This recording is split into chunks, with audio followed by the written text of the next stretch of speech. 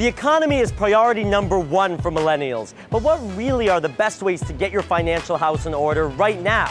And what should you be doing with that extra $1,000 lying in your savings account?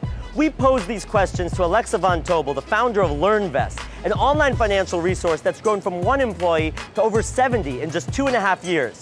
We chatted with Alexa about the power of entrepreneurship and how you can secure your financial future right now.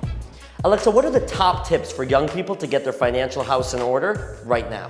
So I think there's 6, and this is sort of how I consume them. The first is you have to have a plan.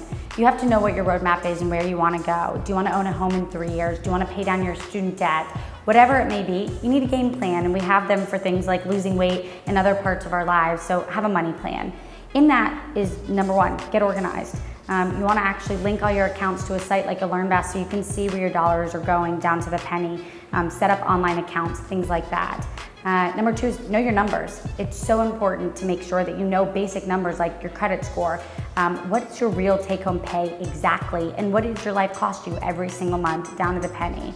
#3 is I want to make sure that you have an emergency savings account that's at least 6 to 9 months of what your life costs you.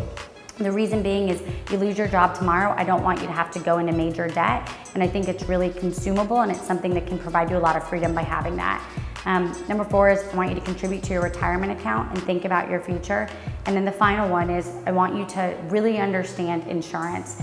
You need to make sure that you're protected, and as much as insurance bores me to death, I'm with you, but it's really important to have the right renter's insurance, health insurance, auto insurance, to make sure if anything catastrophic happens, to make sure you're protected. So that's the major things. Have a plan, and then those 5 things roll into having a financial plan. Let's say I have $1,000 in my bank account.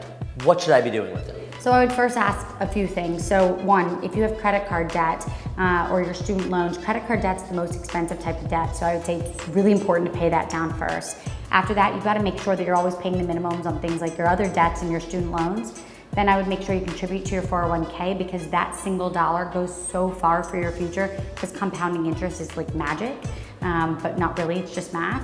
And then finally, make sure that you stockpile for your emergency savings account, because I like to think of that as a freedom fund. If something happens, you're free to be able to change jobs, or if you lose your job, you're not finding yourself in a position of real desperation. So that's how I think about it. If you have an extra $1,000, where to allocate those funds. In terms of actually making that money, so many young people are afraid to be entrepreneurs. They want to know that that paycheck is going to come in month after month in a very dependable way. You've obviously decided to take a bit of a different path. Yep. You've been successful. You've gone from 1 employee yourself to over 70 employees in about 2.5 years. So clearly you've made it. But was there ever a point where you thought, you know what, I'm going to leave this entrepreneurship thing and I'm going to do something a little bit more conventional?